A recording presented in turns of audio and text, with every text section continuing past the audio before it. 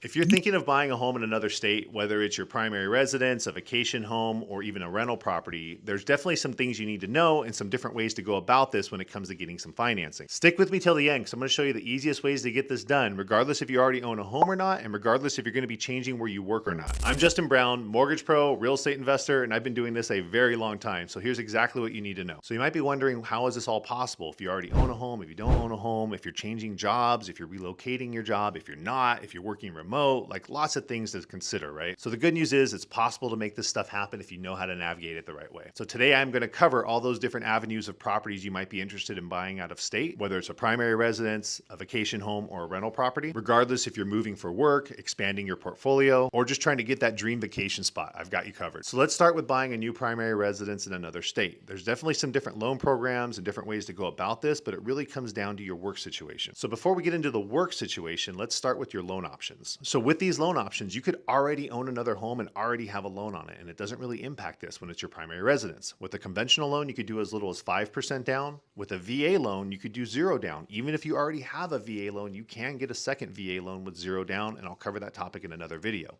FHA loans, you could actually do as little as 3.5% down, even if you already have a current FHA loan. You do not need to be a first-time buyer to do these low down payment options. With FHA, as long as the new property is at least 100 miles away or more, you could actually have 2 FHA loans at the same time. So a lot of misconceptions are that you need a larger down payment or that some of these programs are only for first-time buyers. That's not true. You could absolutely leverage all these loan programs for your goals. Now, here's where it gets really interesting regarding your work situation. You could actually qualify for all these loan programs regardless if you're relocating your job to the new location of where that home's going to be, or if you're actually transferring to a new location, but it's not going to happen until after you close, or maybe you work remote, so it doesn't matter where you're at. So let's dive into those 3 scenarios and how they work. So if you work remotely, all you really need to do is provide a letter from your employer that states you're allowed to work from home, you could work from basically anywhere, and that there's no immediate plans to make you work in the office in the near future. So it's pretty straightforward when you already work remote, as long as we're able to get something in writing from your employer and they also state that there's no immediate plans to change that policy. And for my self-employed folks, there's a couple different ways to go about this as well. If your business primarily runs online and isn't tied to a geographic location, then you're set as well. We might just need to get a letter from your CPA or some sort of proof or documentation that it is basically not tied to a geographic area. Like if you have a retail shop, it's tied to that location, right? Business and goods and sales and all of that is happening in the area where you're living now.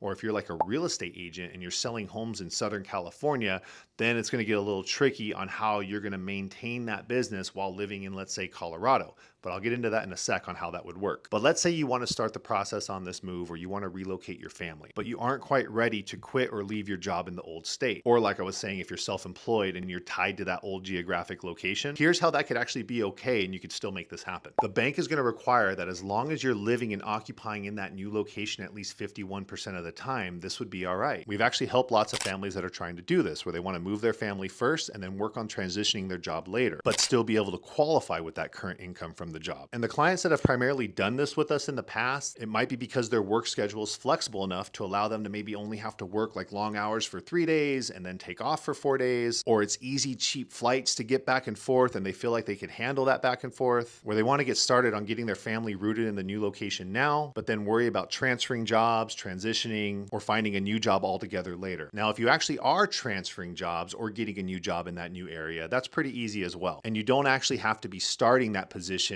when you close escrow on the new property. We basically just need something from that new employer or that new location that has a start date. And that start date just needs to be within 60 days of closing escrow on the property, which is nice because then it gives you some flexibility to go ahead and purchase the home, move in, get settled in, and then start the new job after. And again, as long as you're starting that new job or that new location at least within 60 days after you close escrow. Next up, let's talk about buying that vacation home you've always wanted. And what's really cool about this is you only have to put 10% down on a conventional loan to do this. And the lenders only require that you're going to occupy that property at least 14 days a year. The rest of the time, you could turn it into a short-term rental and have it pay for itself. Now, these being traditional conventional loans, they do require that you're able to qualify with your current house payment and the new house payment. They do not let you use that potential rental income to help qualify for it. So if you don't think your income is going to be enough to handle both payments without using that rental income, you might want to start looking at partnering with some friends or family to maybe go in on it with you, because then you could also count their income in the picture to help qualify. And last but not least, buying an investment property, a property that is purely just going to be for a rental, meaning you don't plan on living there or staying there at all. Or you want the benefit of being able to use that rental income to help you qualify. You could do that with an investment property loan. With rental properties, the the minimum down payment is typically 15%. And there's a loan program called a DSCR loan where they don't even look at your income. They just look at the market rents that are going to be coming in and make sure that it's going to cover the mortgage payment, which is nice because then you don't have to deal with showing any type of personal income, tax returns, any of that fun stuff. I've got a link here to a video where I break down DSCR loans in great detail, so make sure to check that out. So whether you're buying your next primary home, rental property, or dreamy vacation home, you've probably got more options than you think. And hopefully they're all a little easier than you probably expected. If you got questions or need help with the numbers, make sure to drop it in the comments or shoot me an email. My contact info should be in the description. And don't forget to hit that like and subscribe button to get more tips on making real estate real for you.